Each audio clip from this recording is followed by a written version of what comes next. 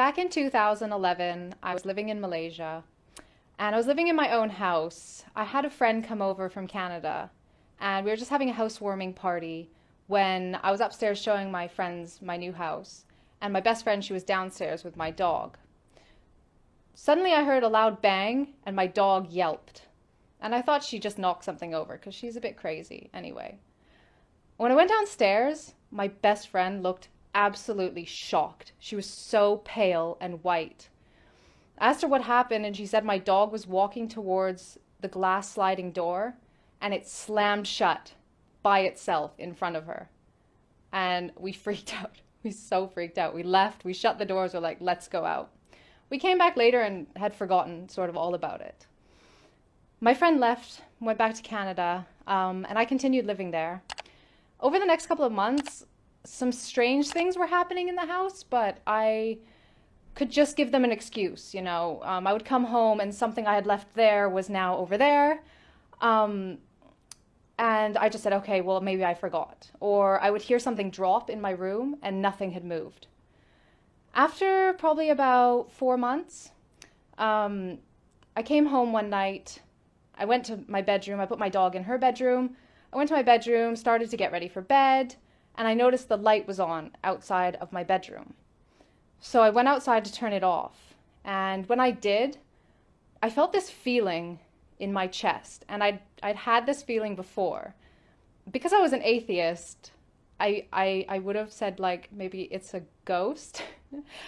But I felt this feeling and I heard a noise that sounded like white noise. And I got really scared because I didn't really know where it was coming from, but I sensed where it was coming from. I could feel like the direction that it was coming from. So I just shut off the light and I shut my bedroom door and I locked it.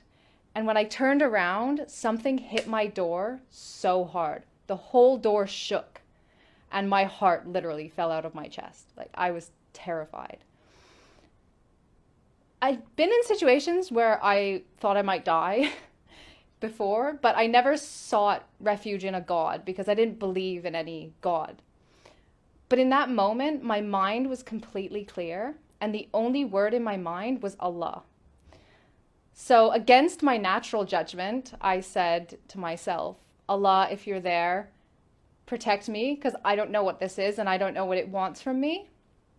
And I went to bed, and I thought that I was going to take ages to sleep because I was so scared. I just put something on my laptop and within 5 minutes I was asleep. The next morning I woke up and I'm a pretty logical person. So what happened the night before was really logical for me. And so I sat on the side of my bed and I kind of thought about the whole situation. And I did what I guess you would call make dua. I prayed in a way, and I just kind of had an honest conversation. And I said, Allah, I'm 21 years old. I've been an atheist for my whole life. If you want me to be Muslim, then guide me because I'll never find my way on my own. And so after that, I really felt this pull to learn about Islam. And so I started asking people, what does Allah teach? Why do you pray? What are you afraid of? And I started to like beta test Islam in my life. So if I got taught that Allah teaches patience and Allah loves us to be patient, I would implement that in a traffic jam when I feel so impatient with the person in front of me. And the situation would get better, or I would at least feel better. And I felt this like positive influence happening in my life. So I went to France in April for work, and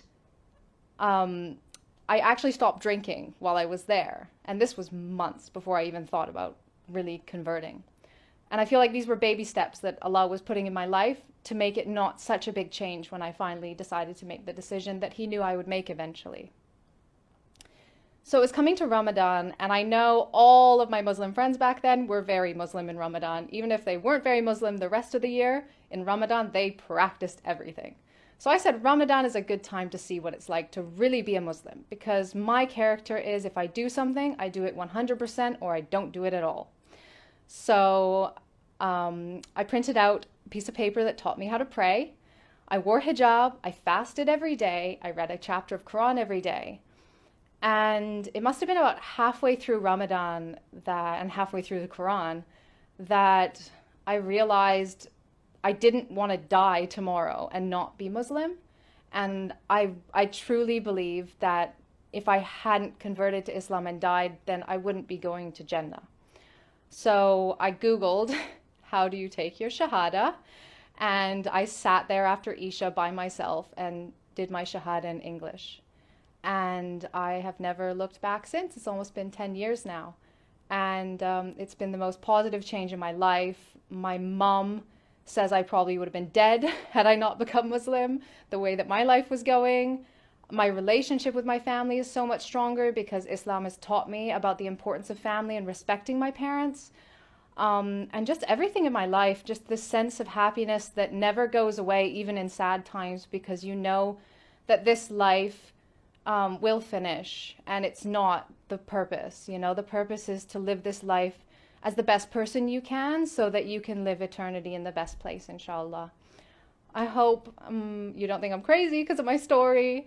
And I hope it has benefited you in some way. And make sure you like and subscribe so that you can see more of my thoughts and videos that I'll be coming out with soon. Jazakallah khair for tuning in and listening this long. May Allah bless you all and guide those who are not yet guided. Ameen.